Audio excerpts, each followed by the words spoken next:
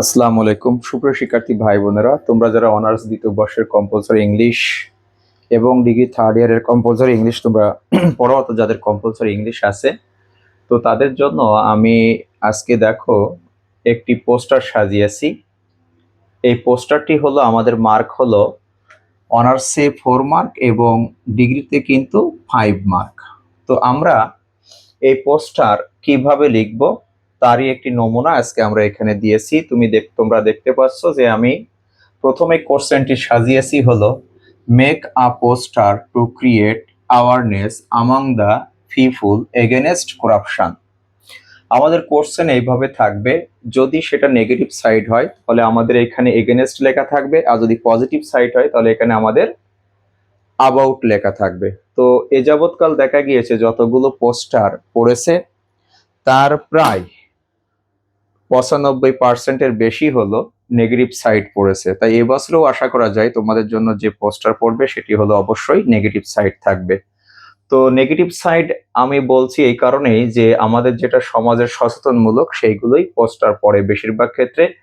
তো এখন তোমরা দেখতে পাচ্ছ যে আমাদের এখানে কোন বিষয়টি লিখতে বলছে, করাপশন বিষয় লিখতে বলছে। এখন আমরা দাগ নম্বর দিয়ে এটা কিভাবে লিখব এর আগে একটু কথা বলি তোমাদের, যেটি হলো আমাদের যে পোস্টার পড়ে এটা হলো বিভিন্ন রকম দুইটি সাইড, অনেকে বলে যে লিখলে হয়, যেমন গুড সাইড ব্যাড সাইড। আসলে এই গুড সাইড ব্যাড সাইডই কিন্তু নাম্বারটা বেশি আসে না, এবং অনেক টিচার এই গুড সাইড ব্যাড সাইড দেখলে কিন্তু কেটে দেয়। তো তোমাদের যে যাই বলুক, তোমরা যদি 5 থেকে 6টি পোস্টার পড়তে পারো ইনশাল্লাহ প্রত্যেকটা বছর এরকম 5 থেকে 6টি পোস্টারের মধ্যে কমন আসে। তো এটা একটু পড়তে হবে। গুড সাইড ব্যাড সাইড আমরা এড়িয়ে চলবো, আগে আমরা কয়েকটি পড়বো, তারপর যদি না বাদে তাহলে গুড সাইড ব্যাড সাইডের দিকে যাব। আগেই আমরা গুড সাইড ব্যাড সাইডের দিকে যাব না। এটা যে যাই বলুক, বিভিন্নভাবে ইউটিউব চ্যানেল এবং ফেসবুকে অনেক কথা বলে, এগুলোতে কান দেওয়ার দরকার নেই। এগুলোতে কিন্তু গুড মার্কস আসে না, অনেক টিচার কিন্তু এটা কেটে দেয়। তো আমি এখন এই যে পোস্টার আমরা কিভাবে লিখবো তার একটি নমুনা তোমরা এখানে দেখতে পারছো। আমরা যখন এখানে মেক থাকতে পারে অথবা এখানে রাইট থাকতে পারে। তো ডিয়ার লার্নার্স, খেয়াল করো আমাদের হলো আমরা প্রথম কিভাবে লিখবো। আমরা প্রথম দেখো এই যে পোস্টার আছে আ পোস্টার, আমরা এখান থেকে আগে লিখবো আ পোস্টার এগেনেস্ট। এবার দেখো এখানে এগেনেস্ট আছে, এগেনেস্ট থেকে যে নাম আছে সেই নামটি লিখবো। আমাদের মাত্র হলো এখান থেকে আ পোস্টার টুকু নিব, তারপরে এটা নিলাম, তারপরে এগেনেস্ট থেকে যেটি থাকবে সেটি লিখবো। তারপরে আমরা এই তিনটি শব্দ একটু মনে রাখার চেষ্টা করব, ইজ গিভেন বিলো। এরপরে আমরা লিখবো, প্রথমে লিখবো স্টপ, তারপরে এখানে যে নামটি আছে দেখো করাপশন, সেই নামটি আমরা লিখেছি। তারপরে আমরা এখানে লিখবো সেভ লাইফ, এটা আমরা লিখবো একেবারে এইভাবে, এই মার্জিন পর্যন্ত আসবে। তো স্টপ করাপশন, তারপর লিখবো সেভ লাইফ। সেভ লাইফ মানে হলো জীবন বাঁচাও, আর স্টপ করাপশন মানে হলো দুর্নীতি থামাও। আমরা জানি করাপশন মানে দুর্নীতি। এরপরে আমাদের একটি সেন্টেন্স লিখতে হবে, বি অ্যাওয়ার অফ।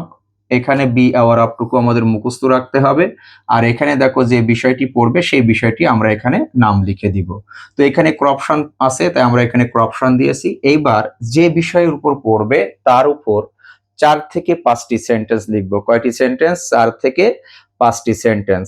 এর বেশি আমরা লিখতে যাব না, যেহেতু আমাদের হয় 4 মার্কস না হলে 5 মার্কস, এই জন্য 4 থেকে 5টি সেন্টেন্স আমরা এখানে লিখব। এবং এই সেন্টেন্স গুলো আমরা কোনো কোনো 1 2 3 4 5 এইভাবে দিব না, অথবা এ বি সি ডি এইভাবে দিব না। আমরা এইখানে অবশ্যই হলো স্টার চিহ্ন, হ্যাশ চিহ্ন, এরকম কোনো একটি চিহ্ন দিয়েই এই পোস্টারের সেন্টেন্স গুলো লিখব। এখন আমাদের কথা হলো এই পোস্টারে যে সেন্টেন্স আমরা কি লিখব, কিভাবে লিখব। দেখো প্রথমটি সেন্টেন্স হতে পারে আমাদের হলো সাবজেক্ট এবং ভার্ব দিয়ে। প্রথম সেন্টেন্সটি আমরা লিখব সাবজেক্ট এবং ভার্ব দিয়ে। এর পরবর্তী যে সেন্টেন্স গুলো লিখবো সেগুলো হলো ইম্পারেটিভ সেন্টেন্সে। ইম্পারেটিভ সেন্টেন্স কি? ইম্পারেটিভ সেন্টেন্স হলো মূল ভার্ব দিয়ে শুরু হতে পারে, অথবা লেট দিয়ে শুরু হতে পারে, অথবা ডোন্ট দিয়ে শুরু হতে পারে। এইভাবে লিখবো, মূল ভার্ব দিয়ে লিখবো, না হলে লেট দিয়ে লিখবো, না হলে ডোন্ট দিয়ে লিখবো। যদি নেগেটিভ সেন্টেন্স লিখি তাহলে আমরা ডোন্ট দিয়ে লিখবো। আর হলো গুড সাইড ব্যাড সাইডে কিন্তু ঢালাই ভাবে প্রত্যেকটি সাবজেক্ট সাবজেক্ট সাবজেক্ট দিয়ে থাকে। আমি আবারও বলছি গুড সাইড ব্যাড সাইড তোমাদের কারো পড়ার দরকার নেই, তোমরা অবশ্যই 5 থেকে 6টি সাজেশন আকারে পড়বে, তার মধ্যেই বেঁধে যাবে ইনশাল্লাহ। তো তারপরে আমরা এইভাবে 5টি সেন্টেন্স লেখার পরে আমরা লাস্টে অবশ্যই এই সেন্টেন্সটি লিখবো। দেখো বলছে circulated by civil society Dhaka. Circulated by civil society Dhaka, এখানে তুমি যে কোনো একটা নাম দিতে পারো, দিয়ে তার একটা অ্যাড্রেস দিতে পারো।